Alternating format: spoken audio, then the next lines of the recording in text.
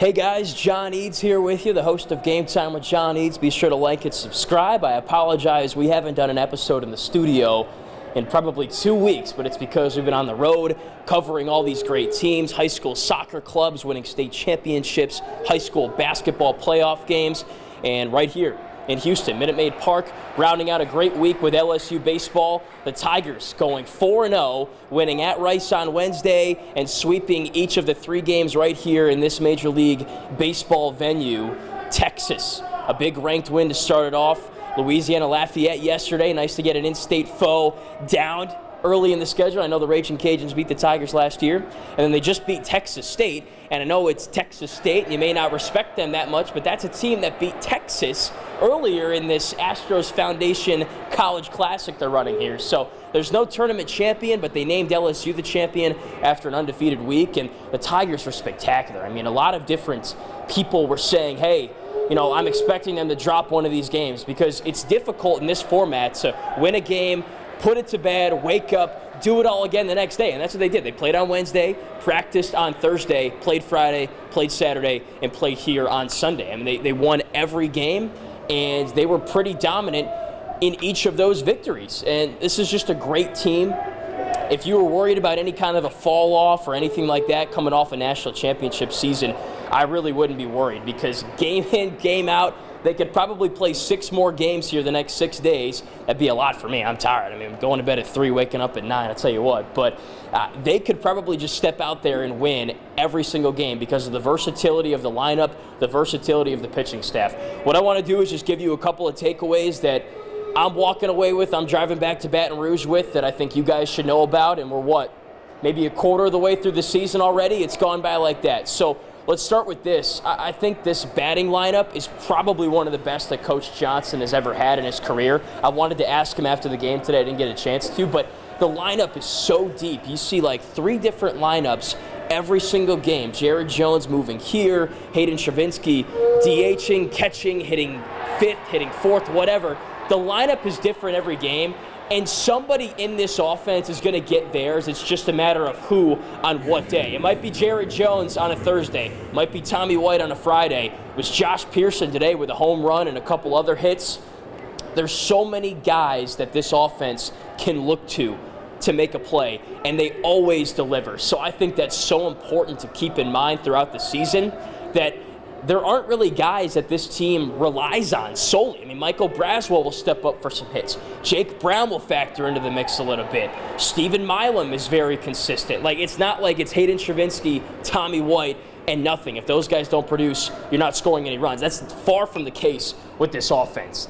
Game in, game out, they're posting 5, 6, 10, 11 runs, because especially when they're all working well in tandem together, this offense is explosive. It's basically setting each other up for RBIs. Jared Jones hitting a double, Stravinsky bringing him home with a home run. I mean, this offense is fun to watch, and especially in the nitty-gritty times of SEC play and the mid-portion of the season when guys are getting tired, guys are getting a little bit injured, fatigued, whatever.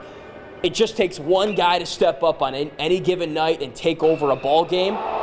And there are many different guys that can take over a ball game on this LSU baseball team. Looks like someone just hit a home run.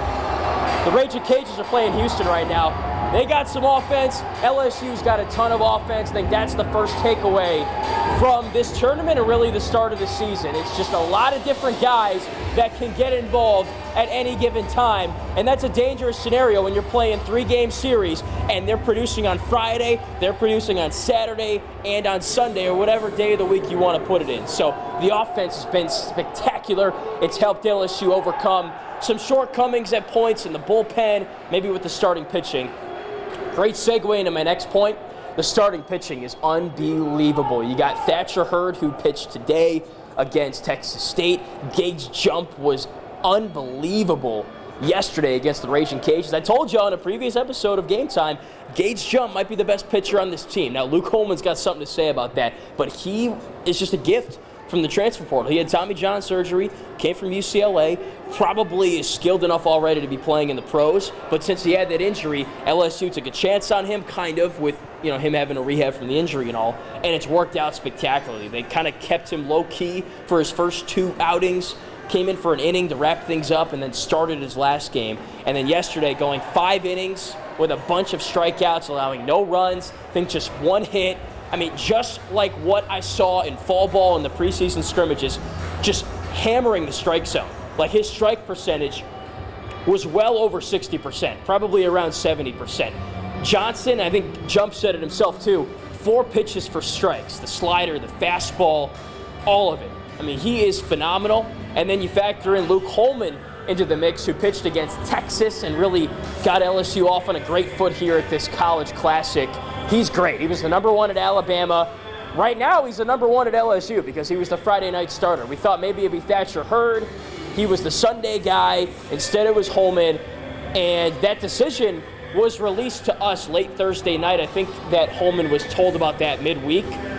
But it was a great move. Paid off. I mean, they shut down Texas, a team that put up, I think, 11 runs against Vanderbilt today. They could score, but not against LSU. That wasn't the case, and Holman was great. An excellent start. So what do you have here? You got 3 different guys that can be your ace, your Friday night starter. Luke Holman, Gage Jump, and Thatcher Hurd. Hurd has a little bit to work on here, but he was better today, and if he starts to put it all together, he can get to the point that he was last year when LSU won the national championship and was great in Omaha. Johnson said that Hurd is one of the most self-aware guys in the team. He will correct his own mistakes. He said his fastball wasn't coming out right, something like that, after the game today. He fixed it, and you saw the improvements in this game here. If it weren't for a couple of fielding errors, a couple of weak contact hits, he would have been in and out in 5 innings with no runs allowed and just a couple of hits. So you've got 3 different Friday night starting pitchers on this LSU baseball team, coupled with the offense.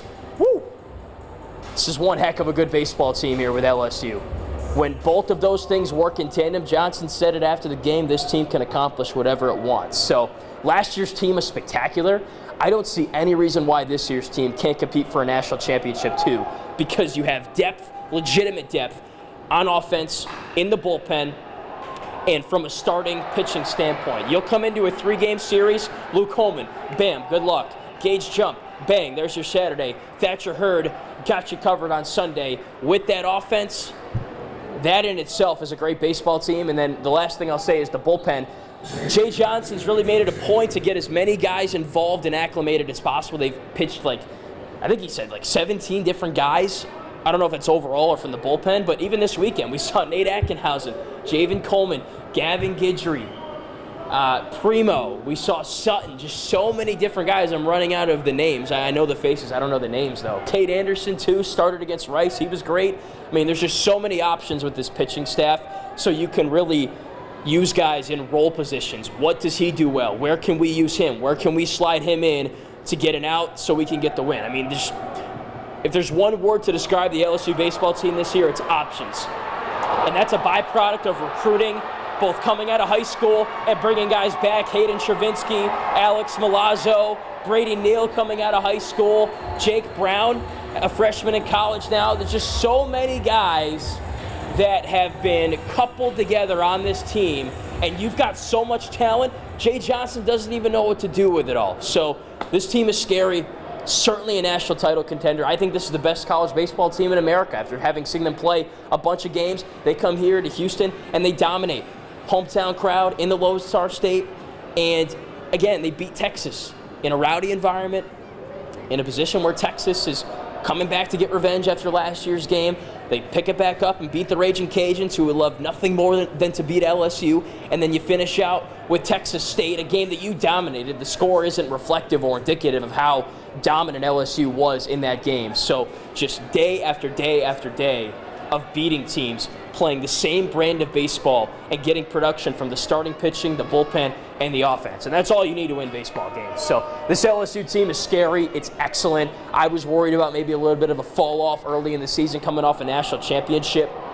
Not happening. 1 loss to Stony Brook, and that's it so far. So be excited about this team. This is a great group of guys. They love playing with each other.